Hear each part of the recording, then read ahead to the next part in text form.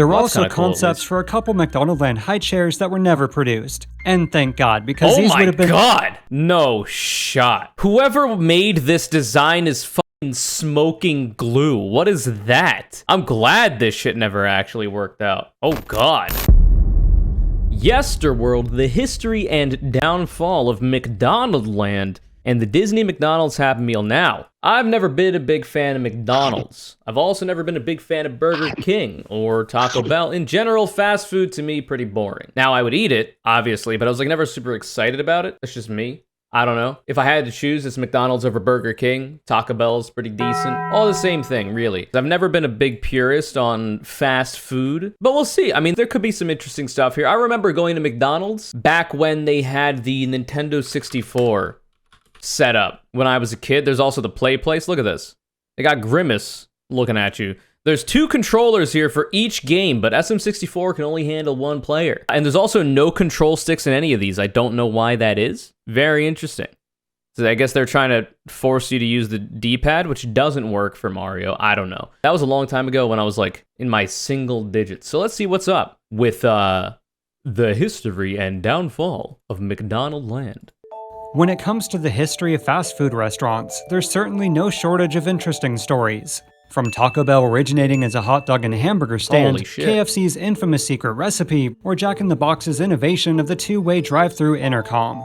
But few of them have as fascinating of a history as McDonald's, or more specifically, the world and characters of McDonaldland and the Happy Meal. It's a story that spans over 50 years and goes in quite a few unexpected directions. Oh, that's actually really interesting. So I haven't been to McDonald's in a long time, okay? When I did, it was when I was a lot younger, like single digits, maybe early double digits. Regardless, I remember seeing Ronald McDonald, the Hamburglar, Grimace. I never paid too much attention, but I was aware that they existed. And now I think the last time I went to a McDonald's was like maybe a year and a half to 2 years ago, and I don't remember seeing any of that. It seems like they've kind of took them out back. And did away with them. But I could be wrong. I don't know. Maybe some other people are going to McDonald's more than I am. But that's interesting. I guess they might have done away with it. So sit back, relax, and let's take a deep dive into one of fast food's most iconic and absolutely bonkers advertising campaigns. The story begins in 1940 with the very first McDonald's in San Bernardino, California, 15 which was owned and cents. run by Maurice and Richard McDonald. It began as a fairly modest drive-in restaurant, serving hamburgers, barbecue, hot dogs, and other eateries by way of car hops. However, despite its success, 8 years later, the McDonald's brothers decided to close the restaurant for refurbishment and make a number of drastic alterations. One of them was the implementation of a new speedy service system, as well as focusing on the restaurant's most popular food item, hamburger. Speedy. Cringe. Just these changes alone would allow McDonald's to deliver a customer's order in a staggering 15 to 30 seconds. Beyond operational sense. changes was rebranding the face of McDonald's with a new official mascot fittingly named Speedy. But what made the McDonald's franchise really take off was a milkshake mixer salesman by the name of Ray Kroc. You see, in 1954, while on a business trip, Ray Kroc found himself at the More like Ray Cock. Am I right? original McDonald's location, and he instantly saw the restaurant's potential. So he made a deal with the McDonald's brothers to begin franchising the fast food restaurant all over the country. Now, to dive into the entire history of how Ray Kroc grew the McDonald's franchise and essentially weaseled the original owners out of the business is damn. more than we can get into here. So for our story, you just need to know that in 1961, Ray Kroc officially bought them out and began focusing on expanding the fast food franchise exponentially. But first was to Mogul establish moves. a new mascot that was a bit more enticing than a winky. Yeah, this guy's ugly as hell. What is this? I assume it's supposed to be a hamburger patty. It looks more like a quarter to me. And what's this? Why has he got massive titties? Not that there's anything wrong with that necessarily. I mean, it's 2021. Hamburger patties are allowed to have big ol' honkin' titties if they want, but I'm just not expecting to see it, you know? Hamburger with a protruding belly that for some reason had human hands and feet. But Ray Kroc wanted to enter the world of television advertising, and more specifically, reach the most influential demographic of all, children. Enter Bozo the Clown, who was first introduced on television in 1949. Oh, and by the real? Oh, wow. I remember hearing a lot about Bozo the Clown, but never about the actual clown. I've only ever heard about, like, people making jokes calling other people Bozo the Clown or whatever. The 1960s had become the world's most famous clown and a household name. I see. Numerous actors played the charming clown during the height of his popularity. So it was the influence for Ronald McDonald, I assume, is what we're going for here. Personality Willard Scott, who in 1962 was approached by McDonald's to see if he was interested in playing a different kind of clown. What is that? Well, hi! Isn't that McDonald's hamburger delicious? Mom told me never to talk to strangers. Especially none that look like you. What in the hell is this? He looks like a scarecrow. Why's he got a cup on his nose? What's he hiding under that thing? Why is there red around his mouth? Is that blood or paint? I'd stay away from him too if I was that kid. Your mother's right as always, but I'm Ronald McDonald. Give me a McDonald's shake. In 1963, the restaurant's new mascot, Ronald McDonald, made his first appearance on television. And would this design is so bad. Oh my god. It just goes to show you, boomers had no idea what they were doing when it came to aesthetics. Now, of course, they were limited in some ways in regards to technology and all this kind of thing, but wow, we have really come a long way. Commercials that same year. These proved to be such a success. Oh my god, he's got a dumper. Holy shit. Ass so fat you could see it from the front. God damn, he looks like a cock and balls. I'm just gonna be real with you. He looks like a cock and balls, and I don't know why there's red on the tip of it. After he was given a quick makeover to appear less like he stumbled out of a garbage can, continued to promote the restaurant all through the 1960s. It didn't take long for Ronald McDonald to become one of the most familiar faces to children all across America, but this was only the beginning of his rise to fame. In the 1970s, that's actually really interesting. I don't think I've ever seen Ronald McDonald portrayed by a human being in my life. I was born in 95, and I'd obviously been familiar with McDonald's for a long time. I feel like I've only ever seen like depictions of Ronald McDonald, like him sitting on a bench, but it's like a statue. I don't know that I've ever seen like a depiction, even on like TV, of like an actual human playing the character, except for on like memes later on in my life. McDonald's began moving away from its walk-up counter-style approach to sit-down roofed restaurants. They wanted to focus on creating more of an experience for customers, rather than just having them pick up their food and walking off property. But this went beyond just the dining aspect of the restaurant, as they wanted to create a host of new characters alongside Ronald, and boost their influence on children even further. Now, for those unaware, the 1960s and 70s were the boom of Saturday morning cartoons. And as cynical as it sounds, the driving force behind this wasn't entertaining children, but advertising to children. Imagine my shock. Wow, no way. Are you meaning to tell me that the profit motive is what's driving a lot of these things and not necessarily the pursuit of creating good art for people to consume and enjoy? I'm not saying that the people making these shows are not necessarily doing it for the artistry, but rather the producers and management of the actual broadcast agencies are more so doing that. You see, companies knew that getting kids hooked on cheaply made television shows was the best way to advertise toys, games, candy, and especially totally not addicting sugary cereal. Makes sense. But what made cereal commercials especially unique was their world building. Unsurprisingly, McDonald's wanted to get in on this too, so they reached out to Needham, Harper, and Steers. A short time later, the ad agency came back to McDonald's with a brilliant concept, called McDonaldland. Alongside Ronald, there was Mayor McCheese, Officer Big Mac, and the Professor as the good guys within this world. The villains consisted of Captain Crook and the Hamburglar, with a few other mischievous Hamburger looks scary here. world. Wait, look at that. The villains consisted of Captain Crook and the Woo! What is that that schnauzer on this guy? That's quite the sniffer. He almost looks like a witch.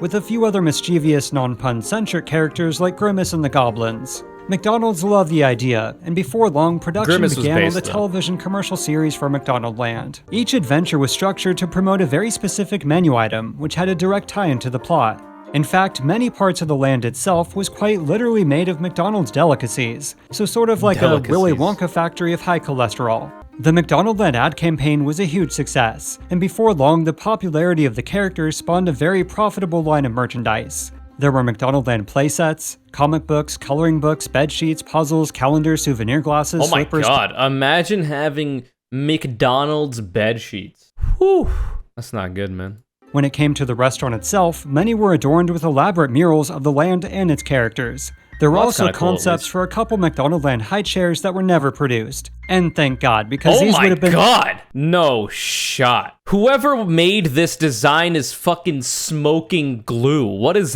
that? I'm glad this shit never actually worked out. The Grimace one is fine, because Grimace is just like an amorphous blob. He's just a purple blob man. That's whatever. But if you put a humanoid character that your child has to sit on the lap of, and it's a clown— Oh, God. been absolutely traumatizing to children. But one of the most iconic and nostalgic parts of this whole phenomenon was the McDonaldland playground. Welcome, Eric, to McDonaldland. Dad, you are McDonald? No, idiot, it's a fucking and all your statue. other friends, too. Come on in and look around. After being welcomed by Mayor McCheese and Officer Big Mac, there were all kinds of ways to have fun on the McDonaldland playground. Fun. There was the Captain Crook Spiral Slide, a quote, exciting ride with a twist. Another was the Mad Professor Slide, the McDonaldland Teeter-Totter, the Apple Pie Tree, and the So if I can make a guess, did the McDonald's Play Place happen in inspiration from this McDonaldland thing? Because when I grew up, the Play Place was ill, okay? You would go to McDonald's as a kid, they got a Play Place. You're literally suspended in midair. And you can see, you know, people sitting and eating below you, and you can go through these tunnels and down these slides and get scared and have your parents come up and get you as you're crying and screaming. That never happened to me, except once I think I was getting like anxious or something, and I needed help getting down. Anyway, that was actually pretty chill. And I imagine those happened as a result of what they thought was a success of the McDonaldland, but localized within individual McDonald's establishments, which is probably a better idea, because you could put a play place in any McDonald's, assuming you have the real estate. Whereas McDonaldland, you can only have so many of those, I feel like. Another was the Mad Professor Slide, the McDonaldland Teeter-Totter, the Apple Pie. So I've seen pictures of this guy before. The Apple Pie Tree. Now my question is, why? Why is he so scary? I don't know. There's something about old animatronics and sculpture and stuff like targeted at kids that we really, like as humans, as a species, as humanity, really did not know how to create without making them super terrifying. So like, it was like early Easter Bunny designs. Aha! Here we are. What in God's green earth is this? What is that? Why does the Easter Bunny look like he's gonna harvest your child's organs? Trying to get the adrenochrome, man. These ones aren't that bad. What is that? He looks like a thumb. He looks like a thumb from Spy Kids. Spooky, man. I don't know. Old mascots and whatnot were just, I guess maybe the technology wasn't there yet, but like boomers had no idea how to make non-terrifying mascots and costumes for, you know, children to enjoy. Quote unquote. Good lord. Pie Tree and the Filet-O-Fish Spring Ride. Of course, how could I forget the Mayor McCheese Roundabout, the Hamburglar Swing, as well as the Filet-O-Fish and Burger Patch Pond. Yeah, the Hamburglar Swing, not to be confused. Roundabout. Not to be confused with the Hangman Swing. But I can see why you might be confused about that. Good God. Another exciting adventure was the Grimace Bounce and Bend, where kids could literally bounce around inside of a cage with metal bars, which McDonald strongly emphasized was safe for children. That doesn't The seem evil good. Grimace can bounce and bend all day. Wait, Grimace is evil?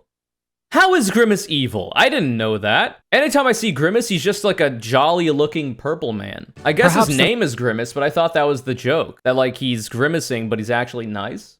The world and characters in McDonaldland continued to bring McDonald's record sales and Oh my profits. God, I just thought of this. Do you know who could do really good interpretations of these old designs? Charles Lister, dude. Twitch.tv/Charles Lister Art, friend of the show. Also, Charles Lister Art on Instagram. These are actually, like, to a T perfect for his style. Like, the toy box kind of, but, like, grim, dark aesthetic. Charles could do insane work with a bunch of these old McDonaldland designs. That would be sick. That would be really cool. It's like perfect. It's literally like 1-to-1 exactly what you could expect would be incredible from an art style like this. Highly recommend checking out Charles Lister. The world and characters in McDonaldland continued to bring McDonald's record sales and profits all through the 70s, but behind the scenes, trouble was brewing for the fast food restaurant. You see, it turns out Needham, Harper, and Steers, who remember was behind the campaign, didn't come up with the idea of McDonaldland on their own. As later revealed, they'd first reached out to Sid and Marty Krofft, the creators of HR Pufnstuf. The show took place on the fictional land of Living Island, where as the name implies, everything was alive. So when Needham, Harper, and Steers reached out to the creators of HR Pufnstuf, their idea was to use the characters and world of their show as a template for a new fictional land called McDonaldland. The show's creators accepted the offer and began developing the artistic designs and engineering plans that were then to be pitched to McDonald's. However, at the last minute, they were told the campaign was scrapped, so the creators moved on. Of course, a short time later, the campaign did become a reality, and the Crofts noticed a few too many striking similarities between McDonaldland and their show. In 1971, the creators of HR Pufnstuf filed a lawsuit against McDonald's, and while I won't get into the details for the sake of time, it's a pretty fascinating read. In December of 1977, the courts finally reached a verdict. McDonald's was guilty of copyright infringement.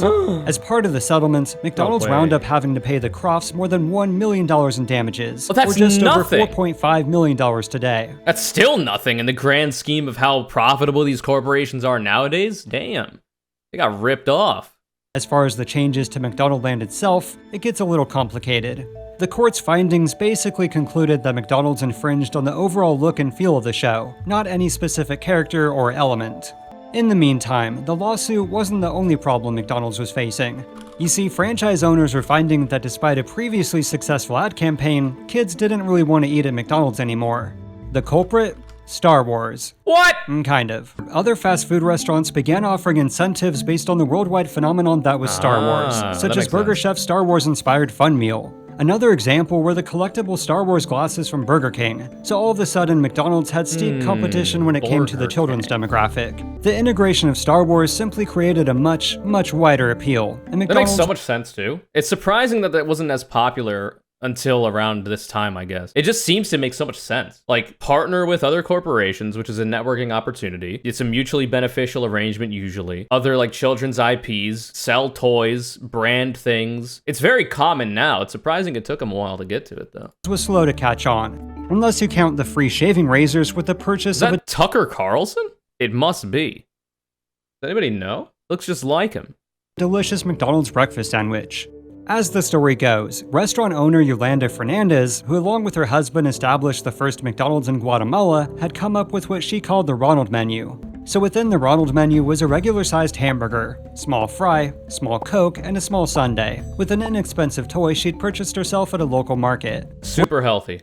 Word of this eventually found its way to Bob Bernstein, the founder of one of McDonald's advertising firms. In a case of true serendipity, a few years earlier he had the idea of a McDonald's kids food carrier, featuring puzzles, jokes, and trivia like a cereal box. So he simply combined Yolanda's menu concept and his McDonald's cereal box idea and created the Happy Meal. For some reason, I'm willing to bet that Yolanda didn't get much of a kickback for coming up with this idea, but maybe I'm wrong. I'd gladly be proven wrong. At first it was given a test run in a handful of cities, where Happy Meals were made available at select McDonald's locations. The campaign proved to be a major hit with children, and thus the Happy Meal went national in 1979. With the unveiling of the Happy Meal, McDonaldland saw the addition of the Happy Meal guys, which were used to advertise, as the name implies, the Happy Meal. Around the same time, the ramifications of the McDonald's Croft lawsuit began seriously affecting the world of McDonaldland. Oh no. First was redesigning the world itself, drastically scaling back its, for lack of a better word, magic and wonder.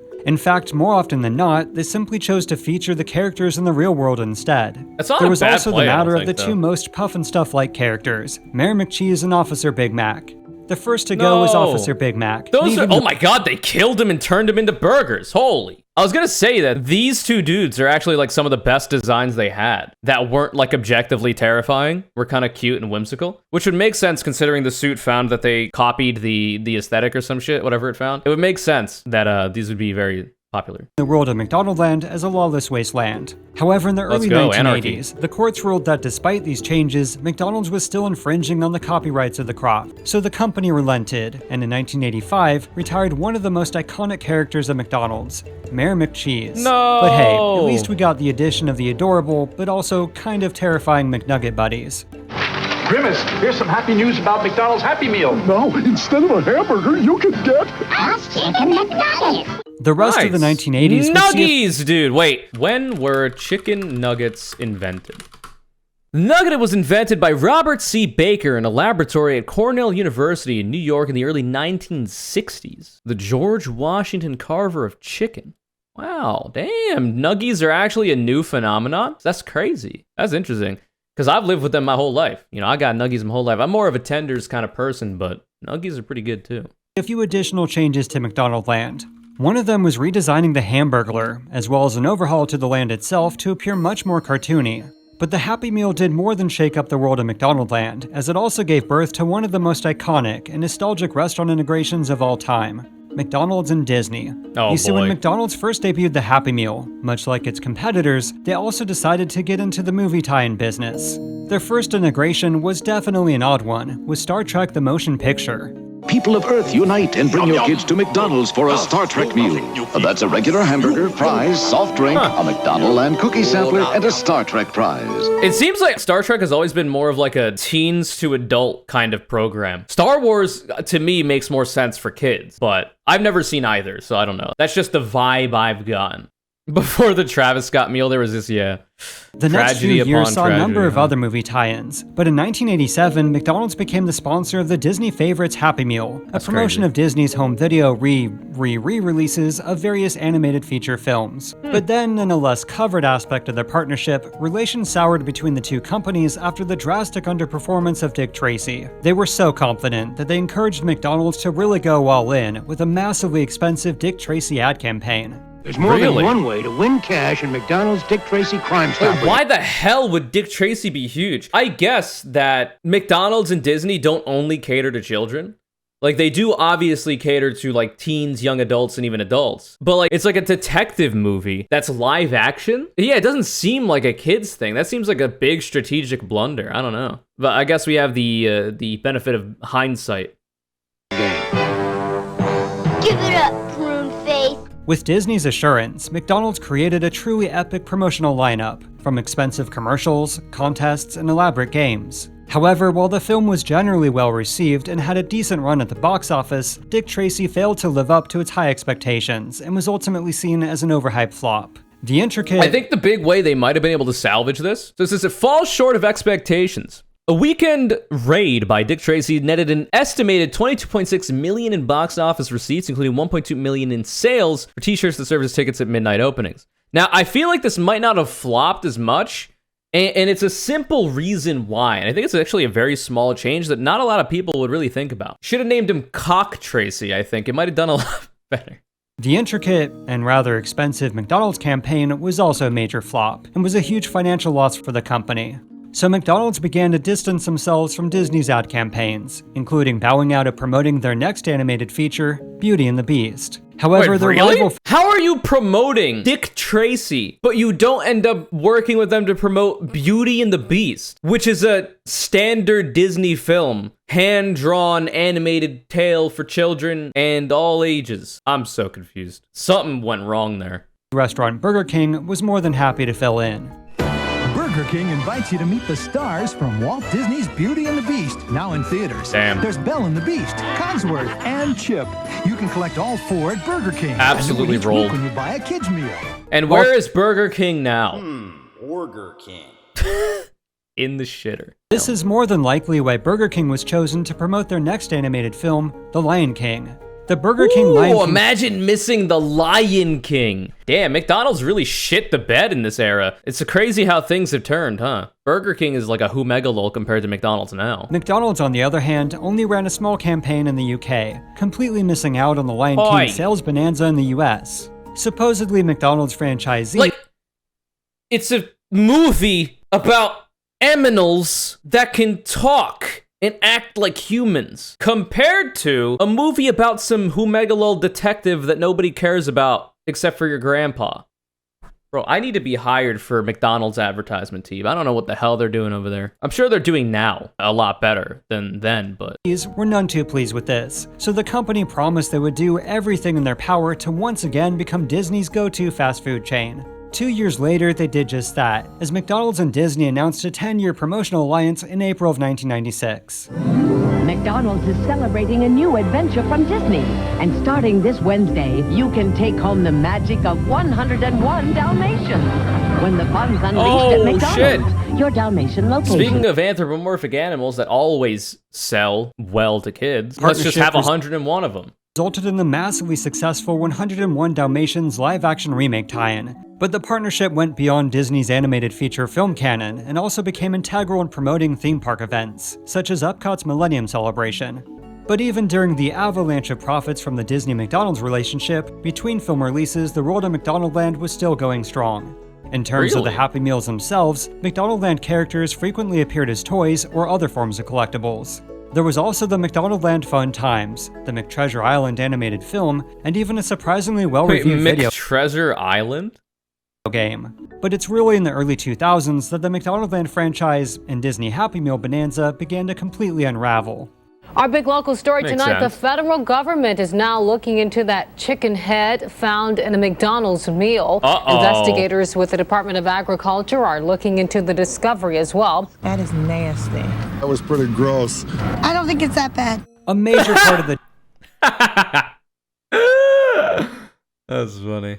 Sigma energy. downfall was due to an increase in public awareness of the nutrition, or lack thereof, in fast food offerings. No way. Especially when it came to McDonald's. Are you All meaning to tell me that massively produced fried food is not necessarily the healthiest for you or your kids? There's no possible way you could have like intuited that maybe a little bit, like had some thoughts about it perhaps? I don't know. Boomers really did live in like the dark ages. Like, what was going on back then? Like, cigarettes? They were just smoking by the pack? Of course, there's a lot of propaganda that went into that, obviously. Getting addicted to coffee, nicotine, eating all kinds of dog shit food that it seems like it's pretty readily apparent that it's not going to be the greatest for you. The greatest generation, please. of a sudden, the characters of McDonaldland, including Ronald, were seen as a devious marketing strategy, encouraging childhood obesity and promoting high-fat, heart-unhealthy food. So the McDonaldland characters were scaled back from advertising, all but disappearing in the early 2000s. Due in part to all the controversy, citing new nutritional guidelines, Disney chose not to renew their deal with McDonald's in 2006.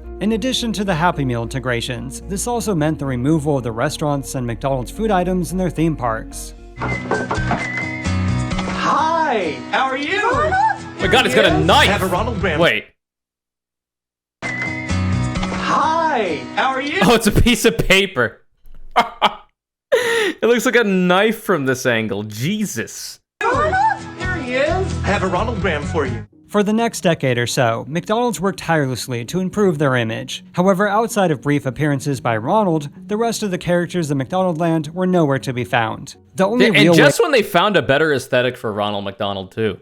way to see any of the original McDonaldland characters were through relics of the original playground and restaurant interiors. It may have taken over a decade of improvements, but it seemed to have finally paid off, as a new Happy Meal partnership between McDonald's and Disney was announced in 2018. While Disney has once again taken a place within the McDonald's advertising world, the characters of McDonaldland, including Ronald, are still completely absent, and more than likely will never return. So raise a delicious chocolate milkshake to the fallen heroes of the most successful advertising campaign in fast food history. Rest in piss, you won't be missed. Who knows? Maybe we'll see them someday. That was fun. I know I preempted a lot of this by comparing Sunny V2 to this channel, where Sunny V2 is like, here's a creator that used to be doing well, and now they're doing abysmally. And I compared that to the channel we just watched. But this channel seems a lot better. This channel's like, oh, here's some entities or corporations that used to be popping off, and now they're in the shitter. I think that's much more reasonable. Anyway, nobody cares. That was an interesting trip down memory lane. Fun. This video's Conure Callout is Bella the Little. You've been in very many of these random drawings, and you finally won. I appreciate the persistence and continued support as always. If you'd like to be the next Conure Callout, all you have to do is follow me on Twitter at ConureCC, retweet my video links when they go live, the usual thing. Remember to subscribe to the channel, put all notifications on when you hit the bell, leave a like. If you like, comment something super cool and unique down below, and have a great rest of your life.